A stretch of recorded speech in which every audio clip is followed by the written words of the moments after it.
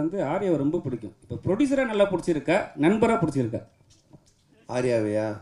இல்லை, ரெண்டுமே தான். ஏன்னா நண்பனாக இருந்ததுனால தான் அந்த ப்ரொடியூசராக மாதிரி ரெண்டு பேருமே வந்துட்டு என்ன சொல்கிறது, ப்ரொடியூசராக இருக்கும்போது சில நேரத்தில் சண்டை வரும், நண்பனாக இருக்கும்போது சண்டை வராது. அடிக்கடி கோச்சுப்பான். அது மாதிரி வந்துட்டு இது நான் சொன்ன இது மாதிரி பண்ணவே இல்லை, இது பாரு இப்படி ஆயிடுச்சுன்னு. ஃபஸ்ட் டே ஷூட்டிங்கே கால் பண்ணி நான் வந்து உனக்கு காமெடி சூப்பர் ஸ்டார் நான் சும்மா தான் பேர் வச்சேன், நீ நிஜமாலே பண்ணிகிட்டு இருக்க அப்படின்னா. ஏன் என்னென்ன வேட்டையின் ஷூட்டிங்கில் எவ்வளோ செலவு தெரியுமா அப்படின்னா, தெரியாத மச்சான் இவ்வளோ செலவு அப்படின்னா. நம்ம ஷூட்டிங்கில் எவ்வளோ செலவு தெரியுமா, எவ்வளோன்னா அதே செலவு, அதே 200 பேர், அதே இது. நான் உனக்கு காமெடி சூப்பர் ஸ்டார் பேர் வச்சா சூப்பர் ஸ்டாருக்கு இவ்வளோ நீ செலவு பண்ணுவியா அப்படின்னு சொல்லி கோச்சிக்கிட்டான். அப்புறம் நான் சொன்னேன், இல்லை மச்சா இது மாதிரி இதில் தேவைப்படுது அப்படின்னு. அதுக்கப்புறமா ரொம்ப சண்டே ஆகிடுச்சேன். டக்கு நான் என்ன பண்ணுவேன்னா, ஒரு 2 நாள் ஈஷாக்கு போயிடுவேன். உடனே ஃபோன் அடிப்பான், அங்கே அடிச்சிட்டு இல்லை சத்குருட்ட காசு வாங்கி கொடு அப்படின்வான். ஏய், அவர்கிட்ட எப்பறம் காசு வாங்கி தர முடியுன்னு. நீ அங்கே தானே போகிற, எனக்கு காசு வாங்கி கொடுத்துட்டு போ, அவர் பேர் போட்டு ப்ரொடியூசர் அப்படின்வான். சரி மச்சா வந்து. ஸோ ப்ரொடியூசர் இருக்கும் போது இடி சண்டை வரும், நண்பனாக இருக்கும்போது எதுவுமே இருக்காது, ஃபுல்லாக ஜாலியாக.